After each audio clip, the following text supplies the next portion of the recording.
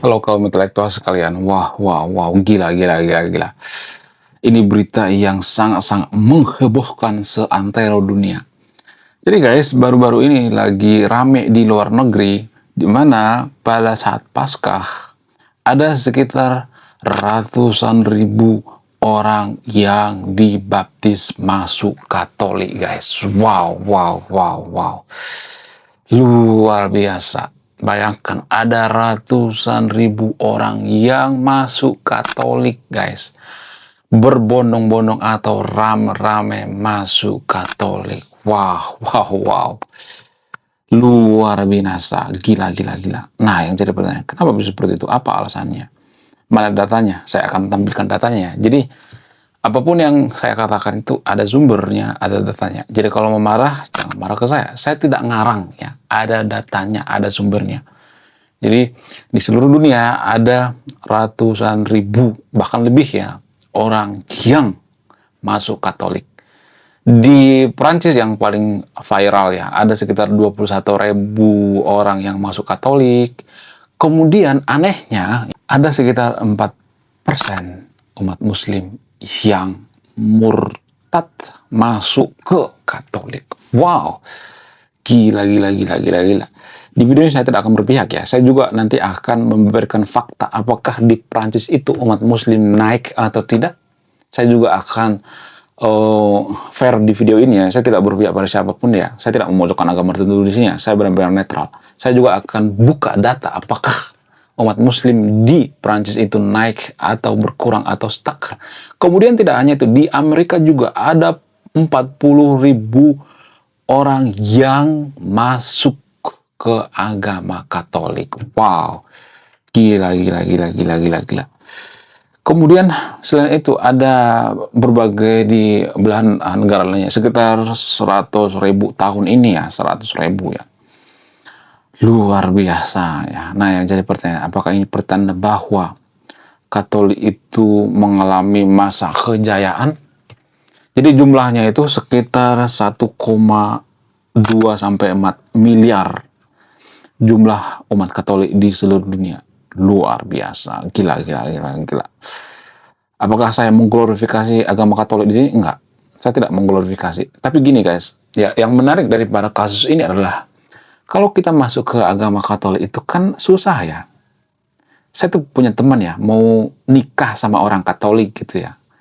Lalu waktu masuk ke agama Katolik itu bukan kaleng-kaleng guys, nggak bisa langsung ya, oh misalnya nih ya, oh, apa cuman ini doang ya mengucapkan kalimat bla bla bla langsung masuk, nggak seperti itu ya. Kemudian ya kalau misalnya gereja sekali langsung masuk ke Katolik, nggak, penuh dengan hambatan, penuh dengan rintangan.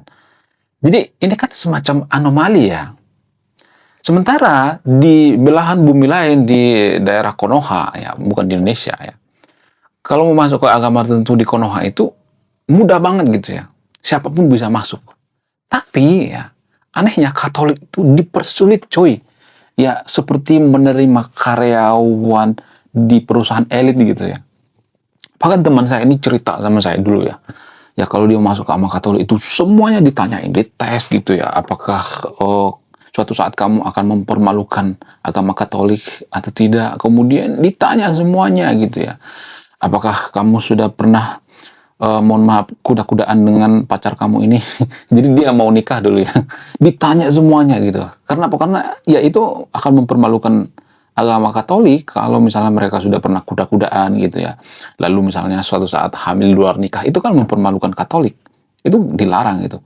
Jadi kalau ada yang mengatakan masuk ke agama Kristen itu mudah, no, nggak semudah itu Ferguson. Susah sekali masuk ke agama Katolik. Tapi anehnya, ada banyak orang yang dibaptis di luar negeri. Ada ratusan ribu orang yang dibaptis. Gila, gila, gila, gila. Nah yang jadi pertanyaan, kenapa bisa seperti itu gitu ya? Kenapa justru dipersulit semakin banyak orang yang masuk? Kemudian kalau kita perhatikan, ini jarang dibongkar guys. Mungkin saya konten kreator yang pertama bongkar ini ke media sosial. Kalau saya bongkar ini, mungkin akan banyak warga Konoha yang kejang-kejang kelonjotan berjamaah. Jadi walaupun banyak warga Konoha yang kejang-kejang kelonjotan berjamaah, saya tetap bongkar. Apa itu? Jadi guys, kalau kita jeli, kalau kita perhatikan ya, ternyata di Eropa itu ya, mereka itu tidak sembarangan memilih agama. Enggak sembarangan. Bahkan agama Buddha juga sebenarnya mengalami kenaikan di Eropa ya, ya, kemudian di Amerika ya, tapi nggak terlalu signifikan ya. Tapi ya kalau ada agama tertentu misalnya nih ya kita menyebarkan agama di sana, mereka tuh teliti banget. Ya mereka akan semuanya diteliti gitu ya. Kitab sucinya dibaca dulu semuanya, direset dulu ya, kemudian ditanya-tanya gitu ya. Jadi yang banyak bertanya itu bukan yang menyebarkan agama gitu, tapi yang pengen menganut agama tertentu. Itu guys, tanpa kita sadari. Kenapa? Karena orang Eropa itu berpikirnya itu rasional. Orang Eropa itu beda dengan warga Konoha. Bukan berarti saya memojokkan warga Konoha ya, tapi kan pada faktanya seperti itu kan. Konoha itu kan SDM-nya rendah. Kalau di orang-orang Eropa itu kan SDM-nya tinggi. Nggak semuanya tapi ya disclaimer, tapi rata-rata mereka seperti itu. Jadi mereka itu kalau menganut agama tertentu seperti di Prancis misalnya, seperti di Amerika misalnya, mereka itu selektif ya. Mereka nggak sembarangan gitu ya. Mereka baca dulu kitab suci kita gitu. Apakah ini bertentangan dengan kemanusiaan? Nah, itu yang paling utama. Kalau ada agama yang bertentangan dengan kemanusiaan, kalau ada agama itu yang sedikit-sedikit membubarkan orang lagi ibadah gitu ya, persekusi rumah ibadah orang lain, misalnya di Konoha ya, atau di daerah Wakanda gitu ya, bukan di Indonesia ya, jangan langsung kepanasan gitu dong ya. Saya tidak menyindir agama Anda gitu. Kenapa sih warga Konoha itu sedikit-sedikit kepanasan gitu ya? Ya dikit-dikit ngamuk gitu ya. Justru itu menandakan bahwa agama Anda itu bukan kebenaran. Jadi kalau umatnya itu sedikit-sedikit ngamuk gitu, itu artinya berarti ada yang beres, tidak beres maksudnya dengan agama tersebut. Ada yang tidak beres dengan ajaran tersebut. Kalau sedikit-sedikit ngamuk gitu ya, nggak introspeksi diri gitu. Jadi kalau sedikit-sedikit ngamuk gitu umatnya gitu ya, sedikit-sedikit pengen membunuh orang lain gitu, nggak diterima di Eropa, ditolak mentah-mentah. Kenapa? Ya karena mereka cerdas, selektif gitu ya. Mereka nggak mau menerima agama yang sembarangan. Apaan? Coba. Bahkan ini jarang dibongkar ya. Mohon maaf bagi teman-teman Kristen. Mohon maaf sebesar-besarnya. Ya, saya tidak menjelekkan agama Kristen di sini ya. Jadi kalau boleh jujur itu, agama Kristen juga sebenarnya zaman dulu, ya mohon maaf ya bagi teman Kristen Katolik ya, saya tidak memojokkan Kristen di sini ya. Agama Kristen juga zaman dulu itu mirip seperti agama kadrun zaman sekarang ini. Sehingga agama Kristen ini sudah banyak perubahan, dan perubahan. Bahkan dalam agama Kristen itu ada kok Rasul yang mengurusi penutup kepala. Ada ayatnya tuh ya. Rasul Paulus kalau nggak salah ya. Kalau salah ya. Karena gini guys, baik Kristen maupun agama mayoritas di Konoha, hanya sekitar 30-40% yang memahami isi keseluruhan kitab suci. Rata-rata nggak memahami kok. Ya mereka dapat informasi dari mana? Dari pemuka agama.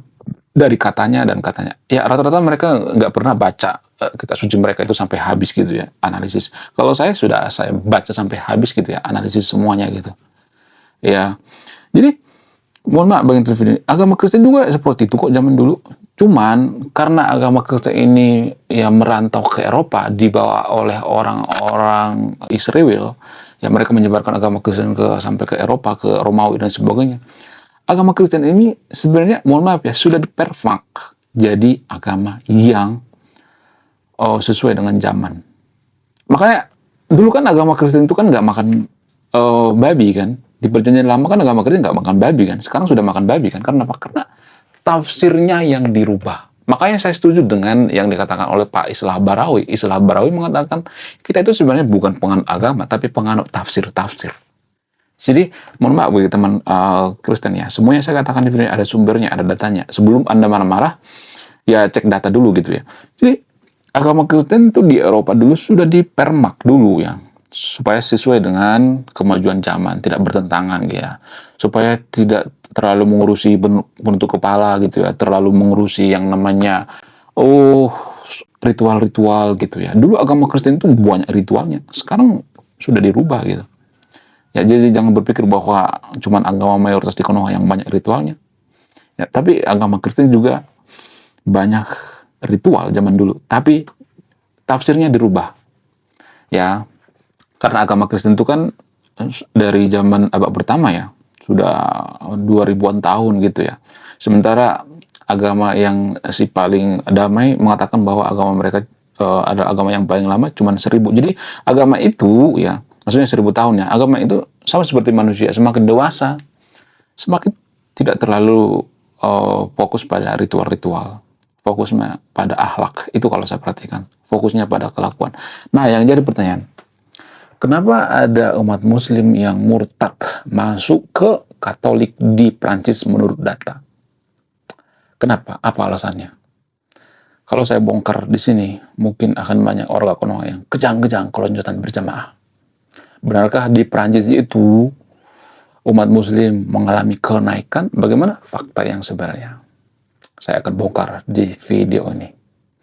Walaupun banyak orang kuno yang kejang-kejang kelonjotan berjamaah, saya akan tetap bongkar. Apa itu faktanya? Faktanya adalah, belum kita lanjut. Jadi guys, kemarin ada yang nanya, lu apa sih kontribusinya bagi negara ini? Lu cuma ngebacot doang, gak ada kontribusi. Nah, kontribusi saya ini guys ya, saya nulis buku. Salah satu alasan yang paling masuk akal kenapa orang pindah agama ke agama Katolik itu, padahal untuk masuk ke sana itu sangat-sangat susah sekali gitu ya. Alasan yang paling utama itu karena mereka melihat kelakuan atau akhlak daripada orang-orang Katolik ya. Kalau kita perhatikan zaman sekarang ini, Katolik itu kan fokusnya ke pendidikan ya. Mereka nggak fokus ya membubarkan ibadah orang lain gitu ya. Ya mereka nggak fokus untuk ya menjuliti agama lain gitu ya. Mereka nggak fokus untuk mempersulit izin pembangunan agama, enggak. Mereka fokusnya itu untuk pendidikan gitu ya. Mereka fokusnya untuk berbuat baik gitu ya. Sehingga inilah yang dilihat oleh orang-orang Eropa gitu ya, terutama orang-orang yang ada di Prancis gitu. Kenapa mereka melihat kelakuannya? Ya karena prinsip orang Eropa itu, kalau ajaran itu berhasil, maka umatnya akan berkelakuan baik. Kalau ajarannya nggak berhasil, maka umatnya tidak akan berkelakuan baik gitu ya. Jadi tergantung cetakannya gitu. Jadi kalau cetakannya banyak, pabriknya bagus maksudnya, maka hasilnya juga akan bagus ya. Itu yang dialami oleh orang-orang yang pindah agama ke agama Katolik di Eropa. Tapi disclaimer only, saya tidak mengglorifikasi agama Katolik di sini ya. Saya bukan oten juga ya. Tapi gini guys, ya sebenarnya ada juga kelemahan daripada agama Katolik ya. Dulu ya, saya nggak tahu sekarang masih ada ya. Ada sebenarnya pastor yang melakukan hal yang tidak baik, seperti meniduri umatnya gitu ya. Ada seperti itu ya, seperti di negara lain ya, seperti Australia dan sebagainya ada ya. Tapi jumlahnya kalau kita lihat persentase, jumlahnya itu kayaknya 0,9% ya, nggak sampai 1% ya yang melakukan itu. Ada, saya harus mengaku itu ya. Jadi saya tidak berpihak pada siapapun di sini ya. Bagaimana dengan agama tertentu di Wakanda misalnya? Ini hanya di Wakanda ya. Jangan langsung emosi dulu dong ya. Kita tuh ya lebih ini ya, apa namanya? Kita tuh dikit-dikit emosi gitu ya. Padahal tujuan saya itu baik guys. Tujuan saya itu untuk ya menjelaskan fakta yang sebenarnya, biar ada perubahan gitu ya, biar kita berubah gitu ya. Kalau kayak gini terus nggak ada perubahan, kapan majunya coba? Ya, jadi kalau di sebuah negara bernama Wakanda, ada sebuah agama tertentu di Wakanda yang banyak pemuka agamanya meniduri muridnya gitu ya, meniduri umatnya. Tapi biasanya mereka akan mengatakan, oh itu kan aib, oh jangan disebar-sebarkan lah, itu kan aib. Ya, sementara kalau ada pastor yang meniduri umatnya, cuman 1 biji atau 2 biji gitu ya, satu negara gitu ya, itu digembor-gemborkan gitu ya. Sementara di Konoha itu menurut data ya. Ini guys, menurut data ya, jadi kalau bantah-bantah pakai data ya. Ya, jumlahnya itu dari tahun ke tahun naik signifikan gitu. Ya, tapi apakah ini pernah dibongkar? Enggak. Ya, jarang nih dibongkar. Tidak hanya itu ya. Ya, di Wakanda ada seorang guru ya, guru yang mengajari murid-muridnya. Lalu anehnya sang guru ini ya melakukan endhoi gitu ya. Kuda-kudaan, tapi sesama satu jenis gitu ya. Bukan beda jenis. Kan ini menyimpang namanya. Jadi kita kan selalu ngata-ngatain Eropa itu kaum pelangi dan sebagainya. Di Konoha juga banyak, bahkan guru guys, guru agama gitu. ya guru agama tertentu di Konoha gitu. Ya, jadi ini yang perlu kita rubah ya bagi yang nonton videonya. Karena orang-orang kan pasti melihat kelakuannya gitu ya. Apakah kelakuannya baik atau tidak? Ya kalau misalnya nih kita tiap hari misalnya mempersekusi ibadah orang lain, bubarin paksa, kemudian meniduri muridnya dan sebagainya. Ya orang-orang juga malas kan masuk ke agama kita. Ah, nanti anakku jadi seperti itu, nanti anakku jadi korban. Ya ngapain seperti itu ya. Jadi untung ada internet. Jadi kebongkar semua gitu ya. Nggak bisa mengelak lagi. Kan kita lihat sendiri kan di media sosial. Saya bukan ngarang gitu ya. Ada faktanya gitu ya. Bagaimana dengan Katolik? Katolik juga ada yang jahat kok. Nggak semuanya Katolik itu damai seperti Meksiko misalnya, Venezuela dan sebagainya. Ada tuh banyak masalah ya. Tapi guys, kita ngambil persentase ya. Ya kalau kita bandingkan dengan Timur Tengah misalnya, Timur Tengah itu kan konflik mulu ya. Kalau kita lihat persentase ya, jadi kita melihatnya itu data persentase ya. Jadi Katolik itu sebenarnya walaupun ada yang bobrok sebenarnya ya, kalau mayoritas Katolik itu ya jumlahnya nggak sampai 50% gitu ya, di bawah daripada 20% gitu ya. Karena negara mayoritas Katolik juga kan banyak yang maju juga kan. Kita harus melihat itu ya. Ya sementara agama mayoritas di Konoha kan nggak ada tuh ya yang maju. Mana coba datanya? 10 negara maju di dunia ini nggak ada tuh dari agama mayoritas di Konoha. Ya, itu yang jadi pertimbangan kenapa orang masuk ke agama Katolik ya. Tapi disclaimer on ya, nggak semuanya tapi ya, nggak semuanya seperti itu ya. Ada juga karena faktor perkawinan ya. Ada juga karena faktor mereka itu dipengaruhi oleh lingkungan dan lain sebagainya ya. Ada yang ikut-ikutan juga gitu ya.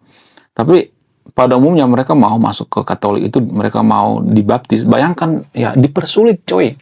Ibarat penerimaan pasukan khusus gitu ya. Dipersulit gitu, bukan dipermudah. Ya. Jadi ini ada semacam dilema kalau saya perhatikan. Kalau ada satu agama itu mempermudah masuk ke agama tertentu, maka ini masalah besar gitu. Kalau misalnya siapa aja masuk ke agama kita, siapa aja, ini kan bisa mempermalukan agama kita kan. Dan inilah yang dihindari oleh Katolik, makanya dibikin semacam seleksi. Kan ini jarang kita pikirkan ya kan. Karena apa? Karena kita itu kan malas mikir. Mohon maaf, nggak semuanya tapi ya. Jadi kalau saya merenung itu ya, justru agama yang mempermudah masuk ya, gampang banget masuk ke agama tertentu, itu menghancurkan agama itu sendiri. Kenapa? Karena dia akan merusak agama itu sendiri. Kalau misalnya mengatakan, oh jangan salin agamanya dong, kalau dia merusak agama kita, jangan salin agama, dia bawa-bawa agama kok. Ya permasalahannya kan dia bawa-bawa agama, dia pakai simbol-simbol agama. Kecuali misalnya Katolik gitu ya, nggak pakai salib, yang nggak pakai baju Katolik misalnya, ya nggak pakai baju pastor kemana-mana gitu, ya biasa aja gitu. Kita nggak tahu apakah dia Katolik, apakah dia beragama atau tidak.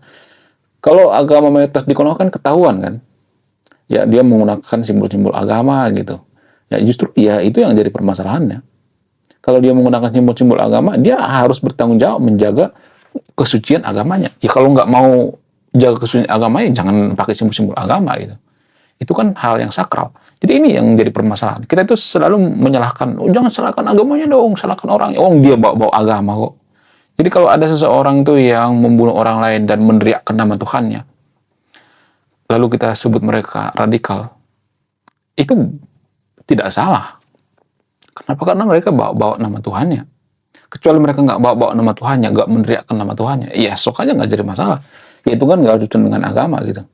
Nah permasalahannya kan di Konoha kan sering seperti itu ya. Mereka bawa-bawa agama, lalu ketika bermasalah, jangan bawa-bawa agamanya dong, saya orangnya dong. Ya orang dia yang sendiri yang bawa-bawa agama.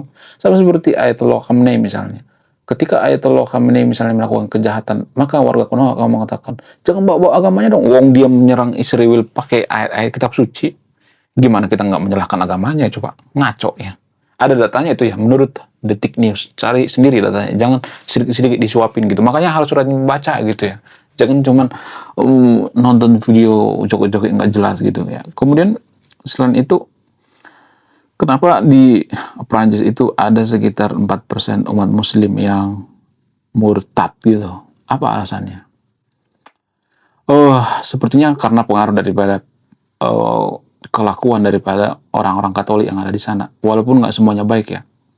Kalau kita perhatikan suster misalnya, atau biarawati, mereka itu kan nggak peduli dengan harta kan, mereka membantu. Bahkan di Konoha itu kan ada banyak itu suster yang sangat mengabdi gitu, seperti Suster Agnes ya. Di video sebelumnya saya udah bahas nih ya, di channel saya satu lagi ya. Suster Agnes ini adalah pewaris daripada keluarga Hartono, dikasih duit sampai triliunan, dia nggak mau. Dia lebih memilih seperti Mother Teresa, pergi ke Timor Leste, membantu orang-orang miskin, orang-orang yang kesusahan gitu. Jadi ini sebenarnya yang bikin orang tertarik. Kalau waras ya kalau nggak waras kan mereka kan nggak melihat, mereka menutupi itu. Oh, kamu dasar kafir, oh, kamu masuk neraka. Jadi kapan majunya coba negara kita kalau dikit-dikit neraka, dikit-dikit susah gitu ya, dikit-dikit bubarkan, persekusi orang lagi ibadah, ngaco ya. Jadi kapan majunya coba? Nggak bakal maju sampai kiamat. Kita sibuk mempersekusi rumah ibadah orang lain, negara lain sudah sibuk. Ya gimana caranya jualan cilok di bulan? Ya gimana caranya jualan bakso di Mas? Ya kemudian, apakah umat Muslim yang ada di Perancis ini mengalami kenaikan gitu? Sebenarnya ada pertumbuhan ya. Saya harus jujur ya, saya tidak memojokkan agama tertentu di sini ya. Jadi kalau benar-benar gitu, ya kaum intelektual seperti itu ya, harus jujur ya, nggak boleh menutupi. Ada sebenarnya kenaikan, tapi mayoritas kenaikan itu berdasarkan imigran ya. Misalnya dari Timur Tengah datang ke Perancis, mereka sudah Islam di sana ya, lalu datang ke Perancis kan, jadi nambah ya umat Muslim di Perancis. Kemudian berdasarkan kelahiran, jadi umat Muslim yang ada di Perancis itu banyak anak. Ya, saya nggak tahu apakah ada tujuan di balik itu supaya menginvasi Prancis gitu. Saya nggak memutuskan ya. Saya tidak memberikan kesimpulan ya. Saya tidak pernah memberikan kesimpulan di video saya, karena kalau saya memberikan kesimpulan itu artinya saya berpihak. Saya tidak berpihak pada siapapun di sini ya. Saya benar-benar netral. Saya tidak memojokkan agama tertentu. Ya silahkan disimpulkan sendiri. Saya hanya mengomentari akhlak atau kelakuan daripada orang yang beragama. Saya tidak mengkritik agamanya. Jadi ada banyak spekulasi di media sosial yang mengatakan bahwa di Prancis itu umat Muslim naik gila-gilaan, di Eropa naik gila-gilaan. Mohon maaf bagi yang terview, kalau saya bongkar mungkin pasti banyak yang kejang-kejang kelonjotan berjamaah. Orang Eropa itu bukan orang bodoh, coy. Orang Eropa itu orang yang berpendidikan gitu, orang yang berpikir kritis. Sebenarnya kalau boleh jujur ya, jujur dari hati saya yang paling dalam, orang Eropa itu daripada disuruh harus beribadah terus gitu ya, kemudian melakukan ritual-ritual agama tiap hari, bla bla bla segala macam, mereka malas tahu sebenarnya kalau jujur. Ya, mereka tuh pengen nyari agama yang tidak banyak ritual gitu ya, kemudian tidak bertentangan dengan kemanusiaan gitu. Ya orang Eropa seperti itu. Ini pahit tahu guys ya. Jadi daripada mereka disuruh ya 10 kali sehari ibadah misalnya, bolak-balik misalnya, ya kemudian ada aturan ini segala macam, mereka nggak mau itu, mereka nggak mau, malas. Makanya mereka banyak dari agnostik atau ateis, bukan karena mereka benci dengan Tuhan, bukan karena mereka benci dengan agama, enggak, tapi menurut mereka itu lebih enak gitu ya, maksudnya lebih menikmati hidup gitu ya, jangan terfokus pada ritual-ritual agama gitu ya. Itu yang pertama. Kemudian secara antropologi ya, secara antropologi moyang orang Asia atau moyang orang Timur Tengah itu berbeda dengan moyang orang-orang Eropa. Kenapa saya mengatakan seperti itu? Orang Eropa dan Amerika berbeda gitu. Jadi nenek moyang kita itu secara antropologi, kita kan nggak pernah mengalami kesulitan yang mencari makanan gitu ya. Kemudian iklim di Nusantara kan nggak terlalu ekstrim ya. Sangat-sangat banyak makanan gitu, karena tanahnya subur ya, di mana-mana ada makanan gitu. Jadi kita tuh lebih mengucap syukur. Kenapa kita sering melakukan ritual-ritual agama? Itu bentuk penghormatan kita, terima kasih kita terhadap alam. Karena alam sudah menyediakan semuanya. Sehingga kita nggak perlu mikir gitu gimana cara dapat makanan gitu ya. Karena alam sudah menyediakan, kita berterima kasih. Makanya kita sering mengucap syukur gitu ya, melakukan ritual ibadah ya. Ya agama lokal di Konoha juga kan banyak ritual-ritual, seperti agama Hindu Bali juga banyak ritual-ritual juga kan. Itu penghormatan kepada alam gitu ya, karena alam sudah menyediakan semuanya ya melalui Tuhan gitu. Nah, bagaimana dengan Eropa? Eropa itu dulu ya, dulu zaman manusia purba itu sangat-sangat susah untuk bertahan hidup. Ya, bayangkan Anda hidup di daerah yang sangat-sangat ekstrim sekali seperti Norwegia, Finlandia dan sebagainya. Kalau lu nggak pakai jaket ya, maka lu akan meninggal kalau saat cuaca ekstrim. Jadi mereka mutar otak gitu ya. Sehingga karena kondisi lingkungan yang sangat ekstrim, mereka mikir gitu gimana caranya berpikirnya efisien, ya kemudian gimana caranya bertahan hidup dan sebagainya. Lalu mereka nggak punya waktu untuk melakukan ritual-ritual karena mereka sibuk mikir. Nah, itulah alasannya kenapa banyak dari Eropa itu pemikir atau penemu. Karena apa? Karena dari kecil mereka sudah diajak mikir gitu ya. Nah, kalau misalnya tiba-tiba kita ngasih agama yang banyak ritual-ritual sama orang Eropa, apakah mereka mau menerima? Enggak. Ya, bahkan agama Katolik yang ada di Eropa juga nggak terlalu banyak ritual agama kok. Mereka ke gereja pakai celana pendek, pakai tank top. Saya harus mengakui itu. Kenapa? Karena mereka lebih fokus pada akhlak gitu ya. Bahkan mereka juga malas gereja kok. Mereka malas juga berdua gitu. Ya, jadi ini yang perlu kita pahami bagi kaum intelektual ya. Jadi orang-orang Eropa itu sebenarnya ya kalau boleh jujur mereka itu nggak terlalu peduli dengan ritual-ritual agama karena kondisi alam mereka itu yang sangat-sangat buas gitu, lebih buas daripada binatang buas. Sehingga mereka mikir gitu ya. Lebih baik mereka mikir daripada melakukan ritual agama gitu. Kita kan nggak usah mikir kan, karena alam sudah menyediakan gitu. Itu secara antropologi ya guys ya. Tapi saya tidak mengatakan saya yang paling benar di sini ya. Kalau mau bantah-bantah pakai data ya. Menurut kalian gimana? Coba tulis kolom komentar ya. Saya tidak memojokkan agama tertentu di sini ya. Tapi ya daripada kita sibuk mengurusi tentang orang yang pindah agama, yang mualaf, murtad dan lain sebagainya ya.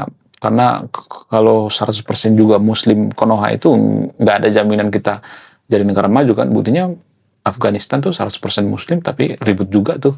Ya, jadi kalau kita memperebutkan mualaf, murtad dan sebagainya, itu seperti kita memperebutkan angin gitu, kosong gitu ya. Ya, menurut kalian gimana? Coba tulis kolom komentar ya, saya akan menyimpulkan ya. Semua yang saya katakan di video ini ada sumber dan datanya. Jadi kalau marah, jangan marah ke saya, marah sama yang bikin sumber dan datanya. Oke, sekian video ini. Terima kasih sudah memahami. Saya kaum intelektual, salam rasional.